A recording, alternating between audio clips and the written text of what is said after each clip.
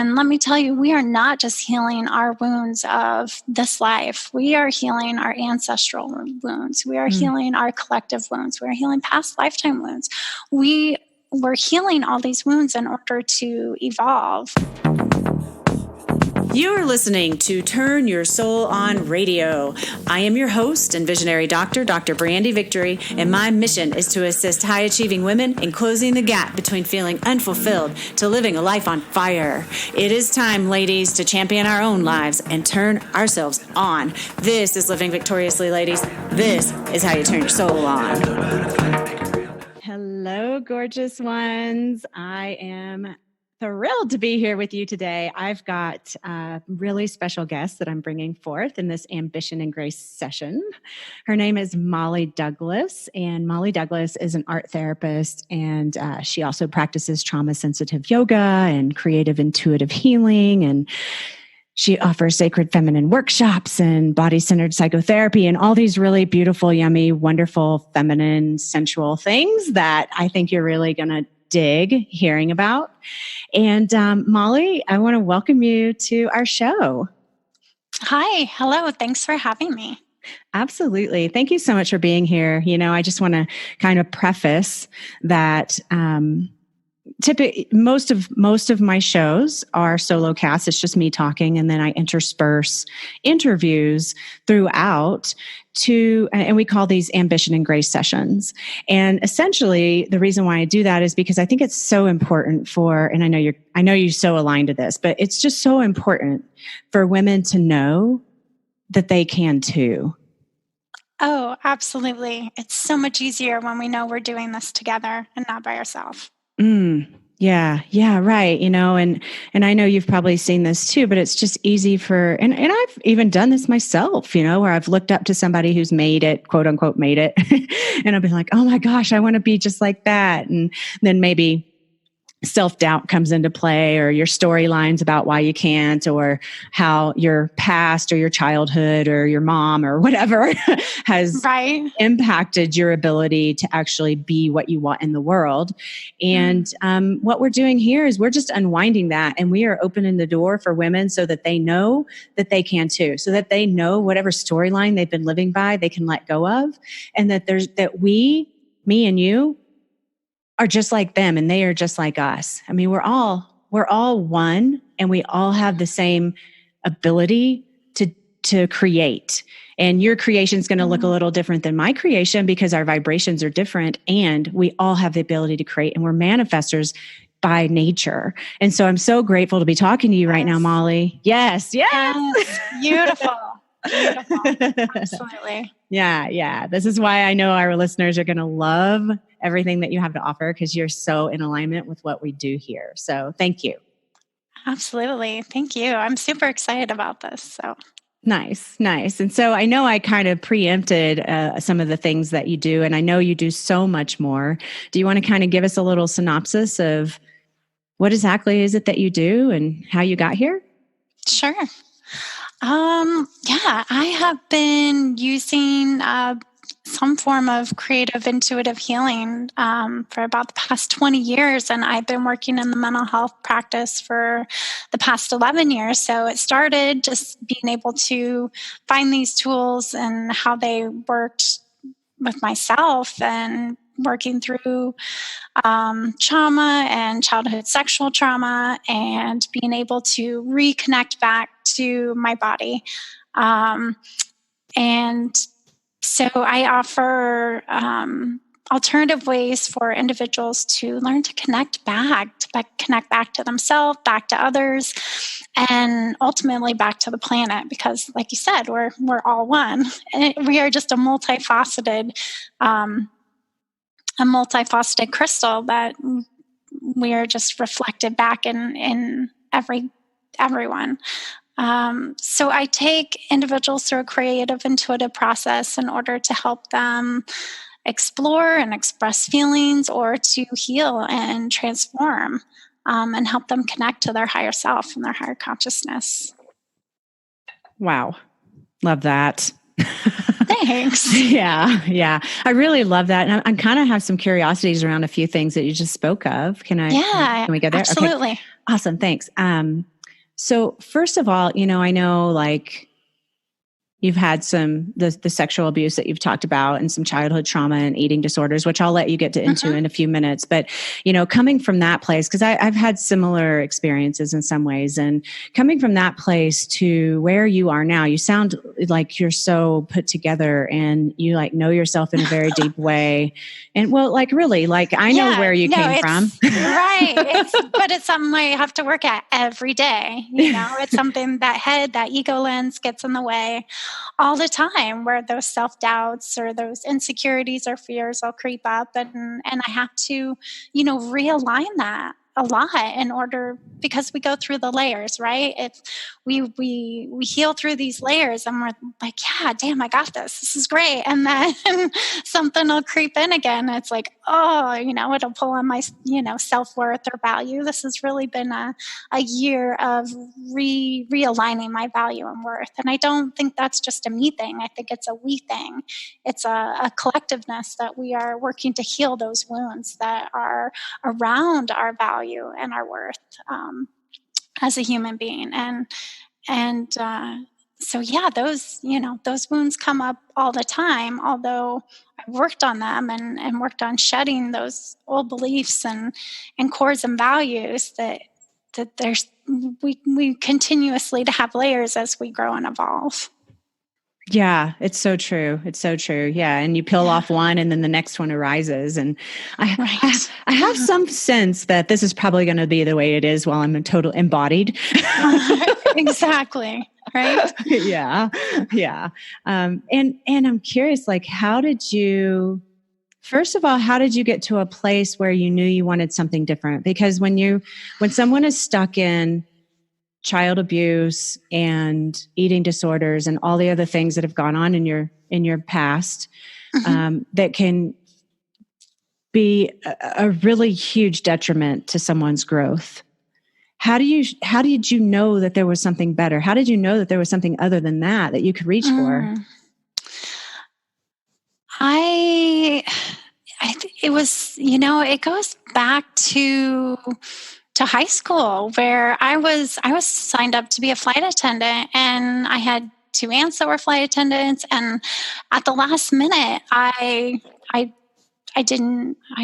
just knew it wasn't the right place for me. I knew that there was something more. So that was probably the first time I felt like, yeah, there's absolutely something more. I don't know what it is. I don't know what it looks like, but I'm willing to figure it out. And it wasn't until I discovered art therapy. A friend had told me about it. And I had no idea what it was. And it was way back in the day when we had to, actually go to the library to research. This was before Google. And it was that was absolutely that first aha moment, was art therapy. I was like, oh my God, this is exactly what I want to do. This is what I'm supposed to be doing. And it was that purpose. Like I knew that was it. And it was a rough road in college. And I had way too much fun when I went to Kansas State, and I ended up not graduating. And my trauma had come to the surface, confronting my abuser and confronting the eating disorder. And that's also when I discovered yoga. And found that, like, wow, this connects me back to my breath. It helps me breathe. It wasn't about like how far I could stretch. It was a really, laid back kind of restorative type of yoga, but it was the first thing I'd done for myself to really connect to my body. And I didn't realize, I didn't know it could feel safe to be embodied. And so yoga was that first step of reconnecting, learning to befriend my body again, and to feel safe in it. And then from there, it was a long road, but I finally was able to go back to school after I had dropped out. I was like 6 credits short of graduating, and moved back home for a year, and was just knew I had to get back into it. And my husband had encouraged me, well, he was my boyfriend or fiance at the time, but we were looking at grad schools. But before that, my mom had discovered that there was a place locally that actually had a art therapy certificate program. And although you have to get your master's in it in order to become certified or board certified, it was just one of those first steps back into it. And it was through, mentors that I had that encouraged me to, Roberta Victor was a mentor of mine that is phenomenal. And she encouraged me to go to grad school. And so I kept going. I just kept going, and it felt like it was never going to end, and I was never going to never get there, but I did. And, it was a healing process at the same time, because I had to go through my own personal therapy, which at the time I thought was kind of bullshit. I was like, this is the only, who else has to have their own personal therapy in order to, graduate. Right? But it was the best thing ever. And of course you have to know your crap so it doesn't get in the way of others, when you're working with helping people. So it was what brought me to realizing that, well, if it worked for me, it can work for others. Oh, wow. That's so wonderful. Okay. Yeah. So that sounds like a pretty challenging road of not being able to, you felt like you were kind of like pushing against so much to even get through school. Right. It was, I was pushing against feeling enough, feeling self-worth. I never thought of myself as like smart. I didn't have a lot of encouragement in that department, growing up with like boyfriends or whatever. It just, the value was on the outside. It wasn't on the inside. And, but yeah, to like write a thesis and to go to like, I was damn proud. You should be. Right? So, yeah, but there was always that imposter syndrome. I mean, it didn't matter how many degrees I had. It didn't matter, how many letters are behind my name or how many books I'd read. There was never enough. It was still like feeling like I was an imposter in some way. Oh, wow. I so get that feeling. Yeah, I think a lot of women do. I think we all kind of struggle with that feeling of enoughness. Mm-hmm. Yeah.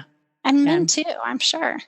I bet they do. I bet they do in some ways, but I think you're right. I think for sure women deal with that because we have, kind of in a culture, it feels like we have these expectations that are put on us to either be beautiful or be a stay-at-home mom or whatever the story is, that we make up and align to as we're growing up. And then when we become called to step into our authentic truth, which is what we're all being called to do on some level, even though you may not be conscious of it. Absolutely. There's a rub because our authentic truth doesn't necessarily align with having blonde hair, big boobs, and a tiny waist, or align with, my family thinks I should be like, for me, my family wanted me to be a doctor or a lawyer. That I was groomed to be a doctor or a lawyer. I was going to be a surgeon. Like I was on my way.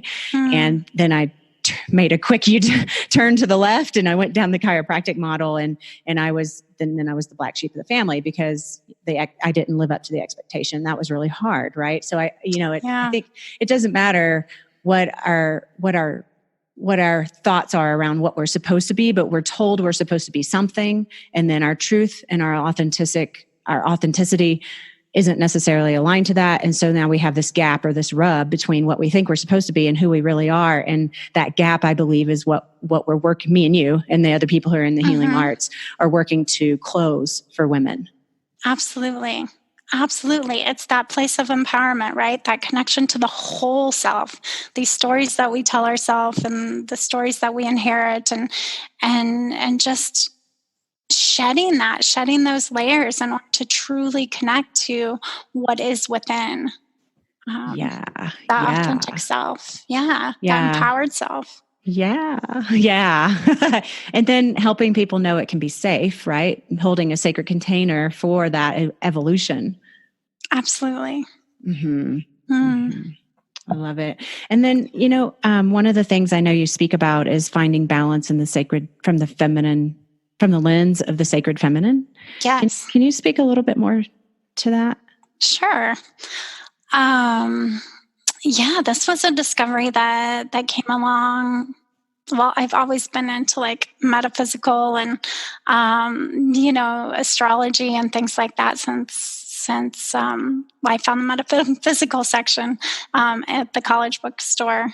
Not the college bookstore. I was at like Hastings, but it was when I was at college. But there was always this draw to something more, and but it wasn't until I started connecting to like chakras and energy work and realizing that there's this other part of self, the spiritual self, but it was never the part I heard about in church, like growing up and through religion. And I never found the role models in church or religion, but I found them in the metaphysical section in the bookstore. And the more I learned about it, and the more it really connected that there's this sacred feminine self. And for me, it came through the goddess. It came through, I think the first goddess that I found was this Hindu goddess of compassion, the Tara, the green Tara.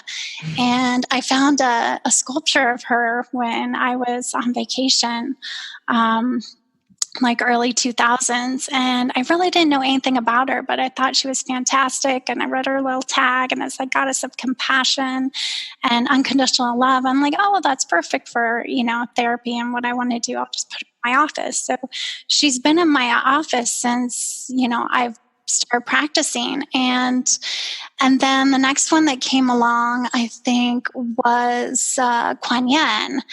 And I started reading about Kuan Yin. I'm like, oh, this is a heart-centered lens. She's so beautiful. She's this connection to, seeing through a new lens. And then Isis came along, goddess Isis, the Egyptian goddess. And there's just this huge empowerment.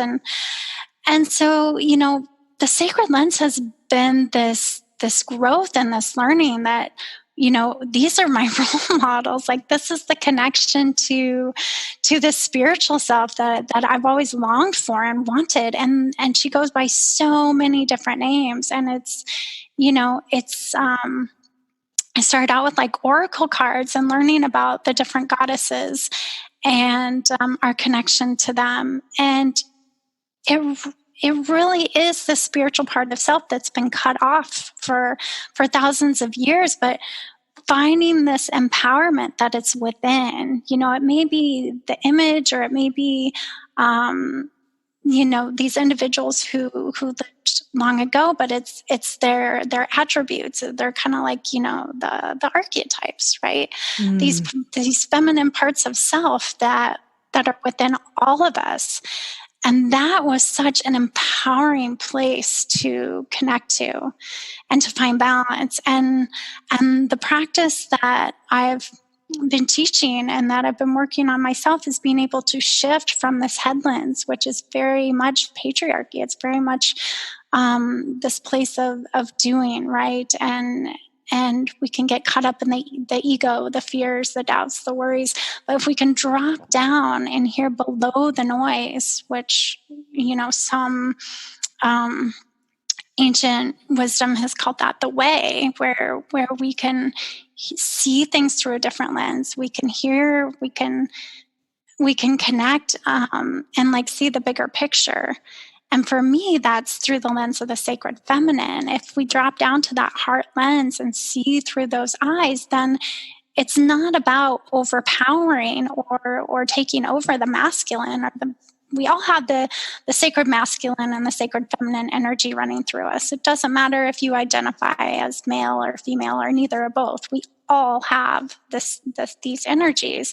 And the sacred feminine energy is not about overpowering the masculine. It's about creating balance with it and having it aligned. But if we start with the head lens, then, the way we see ourselves can be really negative and not enough, right? And the way we see others and the way we see the planet. But if we start from the heart lens, if we start from that sacred feminine lens, then we can see through those eyes of love. We can see through those eyes of compassion, and not just, especially for ourselves. But when we can see ourselves through that lens, then we can see others through that way. And then we can see how sacred everything is on this planet and how we are all connected. So yeah, that was that place of self-love and compassion, and learning that really does shift everything with the sacred feminine. And it's, goddess is really trendy right now, which I love, and I'm so grateful for, because I think, that's the doorway in. But it's not about, just goddess. It's about connecting back to that spiritual part of us that's been cut off, that's been, broke off for so long. And, that's also our creative, our intuitive, those are all of our empowerment centers. And art therapy really embodies all of that. And I didn't put all those pieces together until down the road, but it really is this, embodies all those principles. I love that. Wow. Oh my goodness. Okay. So I've not ever done art therapy, but it sounds like something I want to do. Yes. It sounds really cool. Absolutely. Yeah. And then I'm curious, what would you say to a woman who may be listening right now, who has some resistance coming up to doing something of this nature? Because, it's first of all, as you know, it's a really difficult thing for us to look at our shadow. It's a really difficult thing to break out of our groove, even though the groove we're in may be painful or lacking or, not enoughness, right? Right. But to let go of that means that we shift will happen. So if we let go of that on our mental mindset and on an energetic level, then that's going to affect our physical world. And so then there's the fear that arises of, okay, what is it that I'm going to have to do, be, or become as a result of making these changes in my life, right? So these are like walls that women I commonly see will put up because they're like, I don't want to go there. How would you encourage someone who may be in that place to open up to something like this? That is where I meet people at. That's where when they come to me, they're ready. They're ready to do that. They're not sure what, they're not sure how, they're not sure, what's next, but they know that what's been working isn't serving a purpose any longer. So being able to just connect with them in the moment of what's not serving. And I work a lot just through feelings. We don't have to dig up every single detail in order to heal. And let me tell you, we are not just healing our wounds of this life. We are healing our ancestral wounds. We are healing our collective wounds. We are healing past lifetime wounds. We're healing all these wounds in order to evolve. And where people want to be to live the best versions of themselves and the life that they desire. Like we're here to live like a heaven on earth. We're here to live like the best, most abundant life. We're made to be abundant human beings, but we're stuck in these old ways of doing and thinking and believing, and it's really miserable. And so when people are becoming aware of this, so I see this as like three different sort of parts of transformation. I call them like the fires of transformation. The first one is living aware. The second one is living awake. And the third one is living aligned. And the living aware is just that awareness that there's something more. Right? There's something more. There's something more that in a way that we can be. And some of that is just reconnecting back to the body and feeling safe in the body and using breath to connect back. Because that connects us just to the feeling of being grounded. so many of the, so much of the unpleasant or uncomfortableness, the wounds and the stories take us out of our body, and we just don't even want to be present.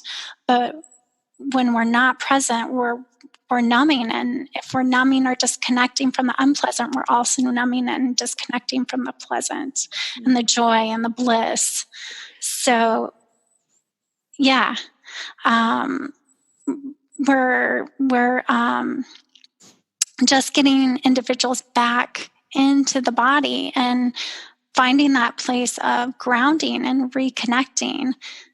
And it's from that place that we can start to explore what the wounds are and what's not working, or just what needs to be shifted. And maybe it's something that doesn't need to be shed and let go, but maybe it's just a shift in how it's what the function is right now and how it's flowing. Yeah. So it sounds like you kind of meet women where they're at, depending on how open they are to facing or revealing or being vulnerable, and then kind of give them a little bit of a directive, depending on where they're at, as to the next step, so it can be kind of a safe unfoldment and evolution for them. Is that what I'm hearing? Absolutely. And realizing that there are so many tools that, you can work with in order to, make it not painful, in order to feel empowered. And a lot of that is shifting and seeing things out of a new lens, and creativity and intuition too. Women, intuition is that connection back to the body, and using the body as a resource in order to know when something's unpleasant or pleasant, and that we really do have those tools in order to connect to what we really want and what we need. We are our own oracle. We are our own fortune teller. We don't need something outside of ourselves. So all I do is just help guide individuals to find those places to within, and then ultimately they figure out what is working for them and what is not, and what is ready to be healed and transformed and shifted.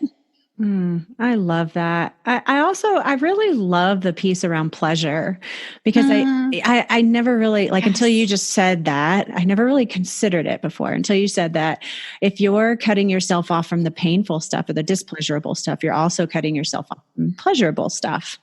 Absolutely. We can't just choose what we numb off and what we don't. It's kind of a big switch for all. And pleasure is something that's really connected to the body, right? It's all of our senses. And so if we're disconnected from the body, if we're not embodying,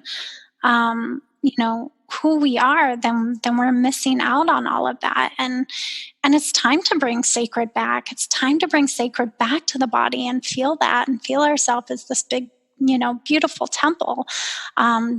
To bring sacred back to eating and speaking and acting and, love, the way we eat, the way we speak, the way we love, the way we act.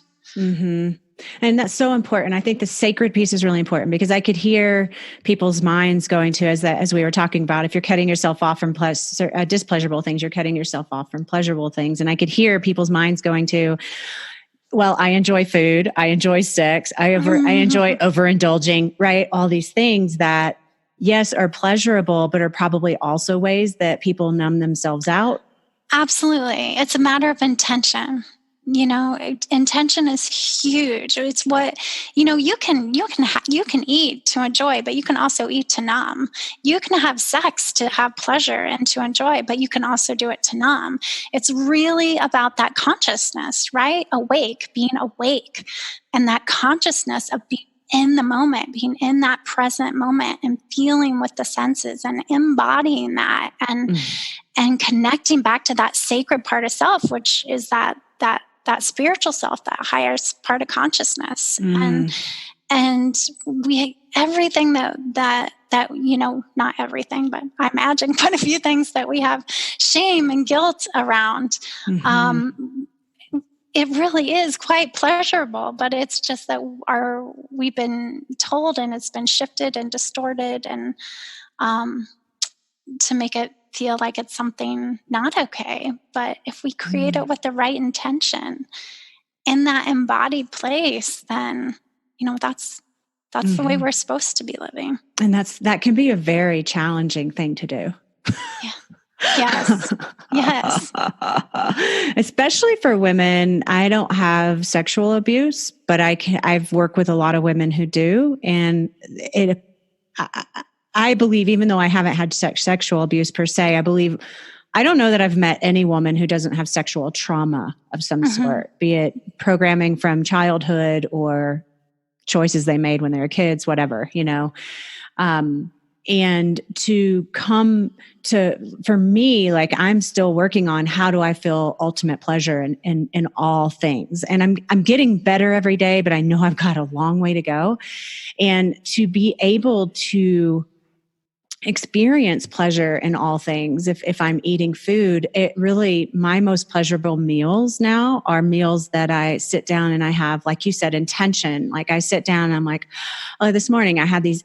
It's a very simple breakfast, eggs with salsa and some sprouts that I grew. And I was just so grateful that, oh my gosh, I actually grew these sprouts. Like, I grew these sprouts and now I've got these powerhouse superfoods that I'm eating on these beautiful organic eggs. Thank you so much, chickens. Thank you so much, That's farmers. Awesome. Yeah. Like this is the kind of, and then the food I know, regardless of what I'm eating, is actually absorbed and utilized from a spiritual perspective rather than just like filling my fat cells up, Yeah. And the vibration, right? The vibration's raised of everything you're bringing into your body because of the gratitude and because that raises the vibration of it. And I think that's what we do with anything when it comes from this place of sacred and bringing sacred back into what we eat or what we're doing or how we're connecting with each other. It raises the vibration. Yes, ma'am. Yes, ma'am. And it's the same with sex. Like, I'm still working on finding the most pleasure I can through my body, right? Through my senses. And in order to do that, I know that I have to be completely 100% vulnerable and present with my partner to be able to be embodied during the process rather than checking out during the process, which I've done in the past a lot. Oh yeah, me too. Sure. I'm sure. Yeah, right. Anybody who has had sexual trauma has, right? Or even if you have the storyline that it's not okay to be having sex, like it's a sin or whatever it is, right? Like you're not. Those stories, the chains that we are, those binds of how we see ourselves, right? And if those are truths. And they're not. They're just embedded in our DNA that's ready to heal and transform. And that healing part for me was that sacred, knowing that the pleasure that, especially with sex, that when I shifted that lens from, this is something I shouldn't be doing, or this is something that it's not okay, or, whatever those old stories were to, I deserve this, that my body's a temple, that, and orgasm is the highest connection to spiritual self, to source, that this is, spiritual part of self is the sovereignty of the whole self. Of that really does embody a lot of the sacred feminine that was cut off, and disconnected from. So really connecting back to that place of sacred, that it's all sacred, that sex is sacred, that the body is sacred, that sharing yourself with someone else is a sacred act. Yeah. I love this. I could talk about this all day long. I know, this could be its own. We can do a whole podcast on just sacred sex and pleasure and sexuality. Let's do it. Okay. I'm in. All right. Cool. And that all ties into value and worth, right? Oh, absolutely. Completely. Absolutely. Yeah. And I think, I love it that you speak to self-worth and value and those kinds of things. And I've also heard you speak to how you stepped out of your spiritual closet and integrated spirituality into your practice. I'd like to know a little bit more about that, because I know for me, like, I'm a very spiritual person, but I don't necessarily share my spiritual experience with the world. As a matter of fact, I'm I do bring it into my practice some, but I don't open that door a whole bunch depending on who I'm working with. You know, some people are like, yeah, give it to me. But other people, it seems like in my mind, like if I open that door too much, it'll scare them off or whatever storyline. Right. Or like I do a chanting practice and I still have weirdness around chanting. And even in front of my boyfriend, you know, I would prefer he be gone, you know, because it's embarrassing or whatever the story. I don't even know the story. It's just, I can feel this feeling inside. And one time I was at a yoga workshop, and the teacher, who was from India, it was actually Iyengar's daughter who I was being taught by. It was so beautiful. Oh, wow. Yeah. She came in and she went to the altar. She lit the candle. She bowed. She prayed, all right in front of me. And I remember when I saw that, I was like, oh, she's doing that in front of us. Like, you know, it was it was a revelation for me, because I've never like seen anybody be so open about their spirituality. It was always kind of behind closed doors, you know, in my house, because you don't want people to think you're weird or whatever, you know? So, right. Yeah. So if you could just kind of maybe speak to how you got out of your spiritual closet. Yeah. Well, you know, it's all about being seen and heard, right? What are others going to think of me, and the judgment. And you know, like I said, I was the one in the metaphysical section of the bookstore for so long, but, you know, I have boxes and boxes of oracle cards and, you know, crystals and, you know, tarot cards, and, you know, I've self-taught myself how to read tarots and how to use the pendulum. And it was just something that was always just kind of fascinated me, along with the books. But it was never something I brought into a clinical practice. And I think there were two things. Yoga was definitely a bridge for that, because of the chakras and learning about the chakras, the energy systems of the body, and how they connect amazingly. You know, I mean, they're absolutely supposed to be an integration of psychology and spirituality, in my opinion, because those chakras not only connect to different emotions in the body, they connect to the different organs, but they also connect to like Maslow's hierarchy of needs. And so I work a lot with the individuals with the root center and the sacral, and the root is all about feeling safe. The sacral is that place where we connect all our feelings, but it's also our creative flow and our creative energy and connection to that divine creative flow. And the solar plexus is about that place of confidence and self-worth and value and sense of self. And with trauma, you know, that totally, a lot of the times we can't say and do what we want to say, so it builds up all these masks. And you know, I had no idea what authenticity even meant until I got into grad school and started doing my own therapy. So, you know, chakras was one bridge. The other bridge was my daughter, who I gave birth to her in 2010, but it's when she was like 4. And she started opening up my whole world. Well, when I was pregnant with her, it was the first time I felt true unconditional love for my body. Cool. Complete unconditional love. That was the very first time in my life that I could remember. So she really has been a healing tool. But she came into this world completely awake with her divine birthright of her spiritual gifts, and so she could see auras around people and around animals. She would tell us, you know, stories of like her favorite family that she had before us. Oh my goodness. Yeah. So in order to keep up with you know, she could see and talk to people or beings that I couldn't see. And I had to, you know, figure out how to keep her kind of, you know, safe in that area without shutting her down. Like, I knew she had something really magical and special, but I didn't want to make her freaked out about it. I didn't want to scare her. I didn't want to shut it down, because I think that happens to a lot of individuals. I think I had some of those spiritual gifts as a child, but I think they weren't encouraged, so they were closed down.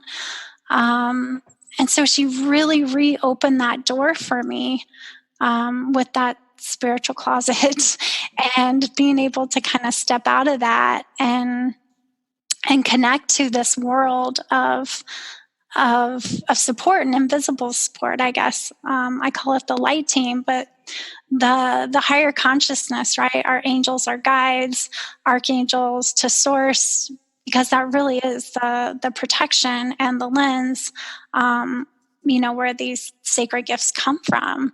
So she came home from kindergarten one day telling me she really liked this one kid, and I, asked what she liked about him, and she said, well, his color's magenta. And so I had to go on the computer, and I was just like, what chakra is magenta? And I was like, the soul star chakra, which is above the crown. And so she's completely magical and beautiful, and really has taken me out of the spiritual closet. And in order to speak my truth about her, I just felt I had to do it in a whole way. I really just had to put it, because if I'm walking the walk and talking the talk for my clients, I can't not leave out that part. I mean, the spiritual part of self is part of the whole self. So when we're working through that and reflecting these parts, and my clients can relate to her. They can relate to having those parts and having them be shut down as children, and really tapping back into that intuitive part of self where it was bringing up these memories and for individuals. So the more I kept bringing it into my office, the more it was received. And so now it absolutely feels integrated to be able to have that as a whole. We use art, we use intuitive divination tools, and really tapping into intuitively. I do with my clients, and they tap into it as well. And it's really just a holistic way of healing, but not only healing, but connecting to the highest parts of themselves, to see the bigger picture, to shift through a new lens, but to also find those places of empowerment. As their best self. Yes. Well, hats off to you for being so open with and about your daughter. Because as a mother, you have two options. You have an option of poo-poo it and shut it down, or honor it and let it become something that it wants to be, right? And I think it's really easy for women who are kind of don't understand, or they think their kid's just been silly, or, because they don't understand, right? It's easy for them just to kind of ignore it. But, I just really honor you for allowing your daughter to grow into whoever it is she is going to be.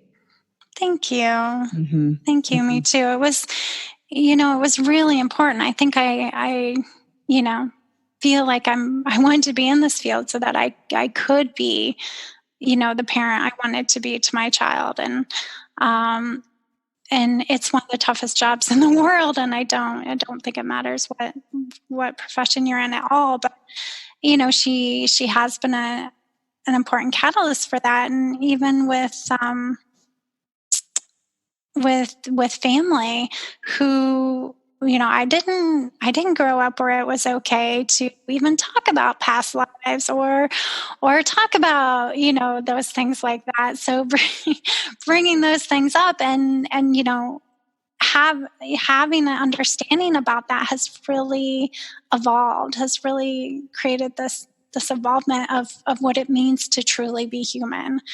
And I think she's a great lesson in that it is a divine birthright to have these spiritual gifts. It's not just her.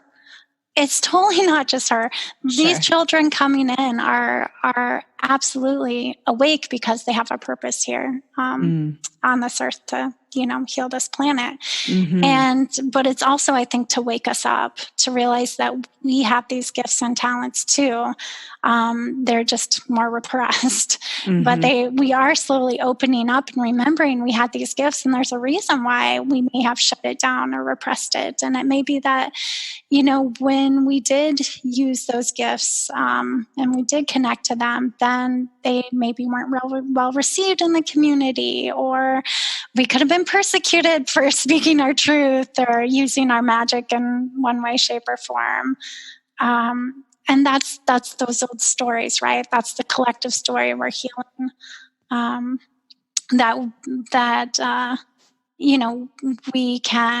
We can be here to help heal and connect back to our spiritual self, and we can do it for the best and highest good.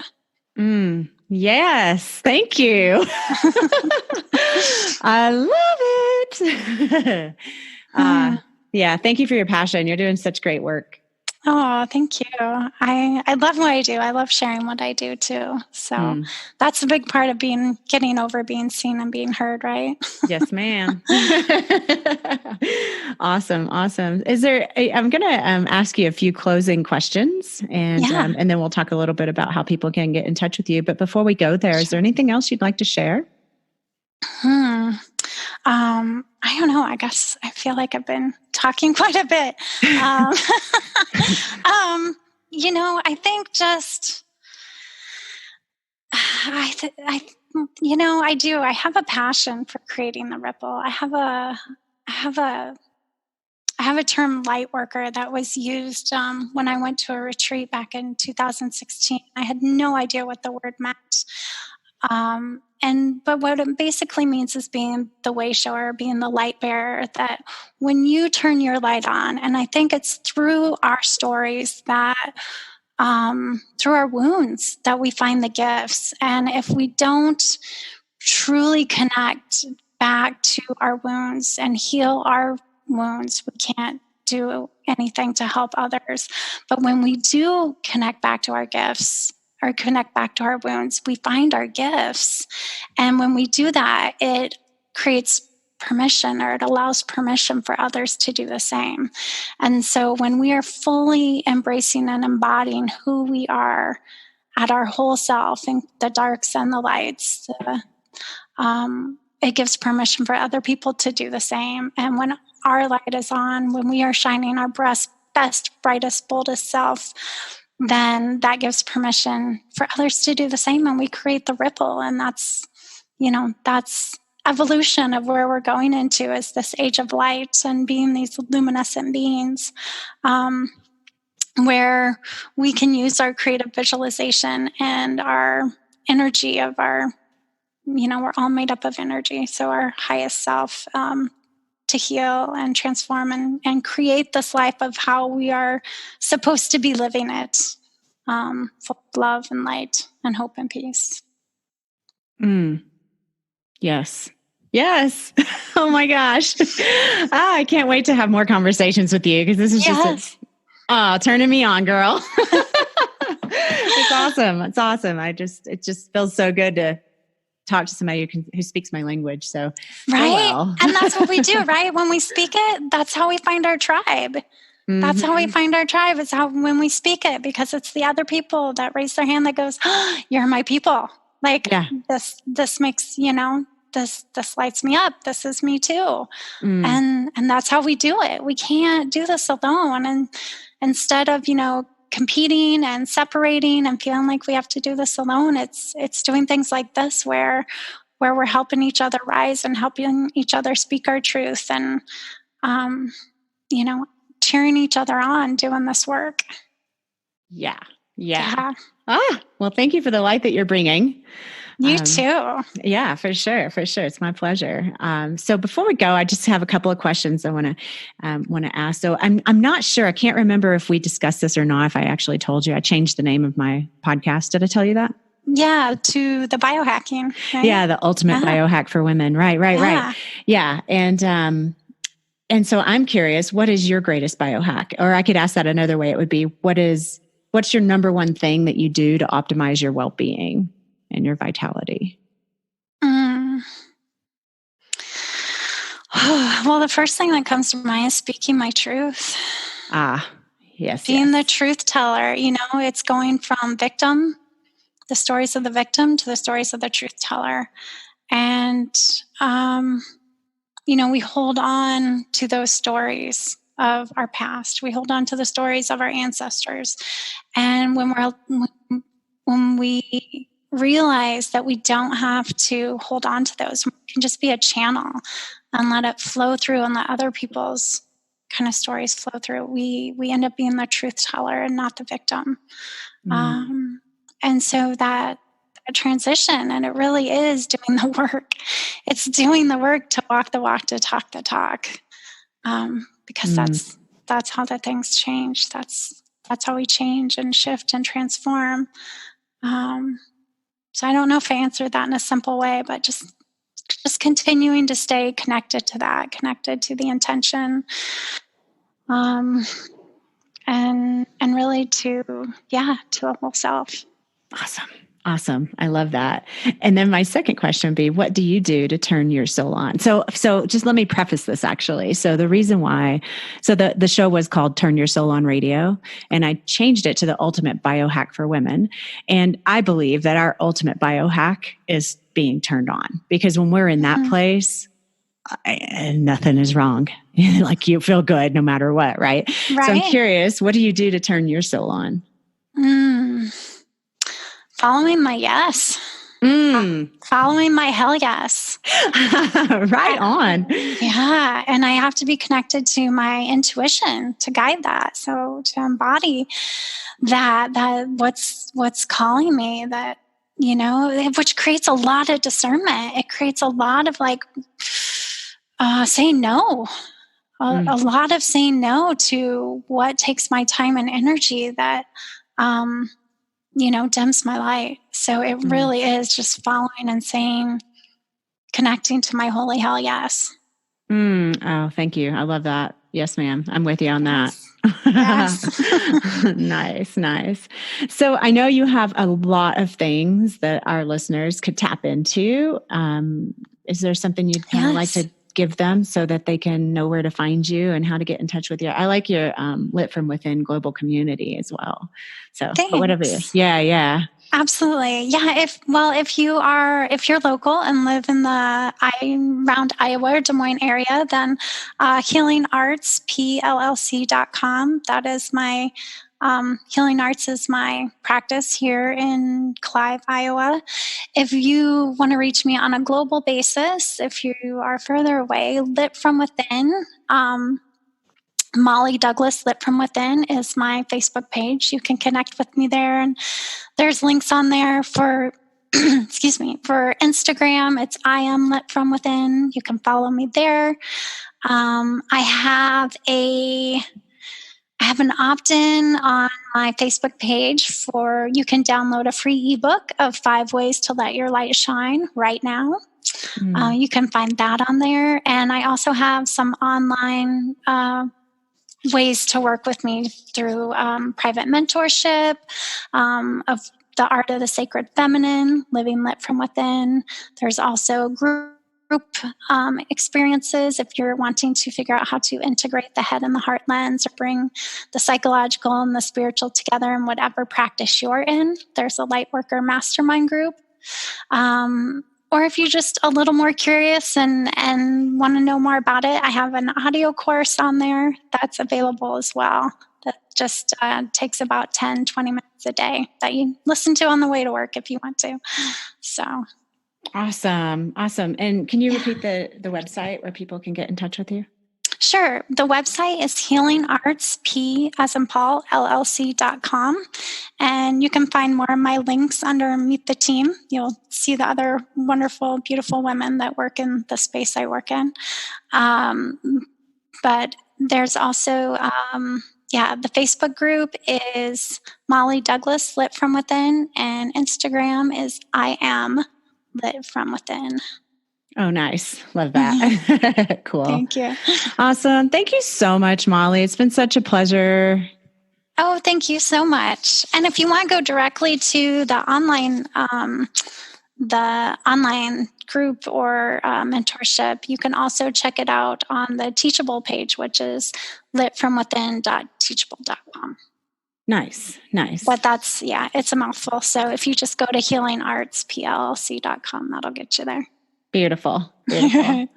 Awesome. So Soul Sisters, I just want to remind you, and I've taken this from my mentor, John Lee Dumas, but he reminds me all the time that we're the culmination of the 5 people we hang out with most. And you just spent some beautiful time with us. Hopefully we've created some shift in your life, enhanced your vibration, and may you be living with intention. Beautiful. Thank you for tuning in to another episode of Turn Your Soul On Radio. Go ahead and subscribe below. And if you feel it's worthy of a 5-star review, I'd greatly appreciate your support in this way. If you'd like to go deeper with me, you're welcome to join our private Facebook group, Turn Your Soul On, or take it to a whole nother level and apply for my 4-month Turn Your Soul On Masterclass. You're welcome to do this at drbrandyvictory.com. Whatever you do, turn your soul on. This podcast is for information purposes only. Dr. Brandy Victory is not a medical doctor, and the views and statements expressed on this podcast are not medical advice. This podcast, including Dr. Brandy Victory and the producers, disclaim responsibility from any possible adverse effects from the use of information contained herein. Opinions of guests are their own, and this podcast does not endorse or accept responsibility for statements made by guests. This podcast does not make any representations or warranties about guest qualifications or credibility. This podcast may contain paid endorsements and advertisements for products or services. Individuals on this podcast may have a direct or indirect financial interest in products or services referred to herein. If you think you have a medical problem, consult a licensed physician.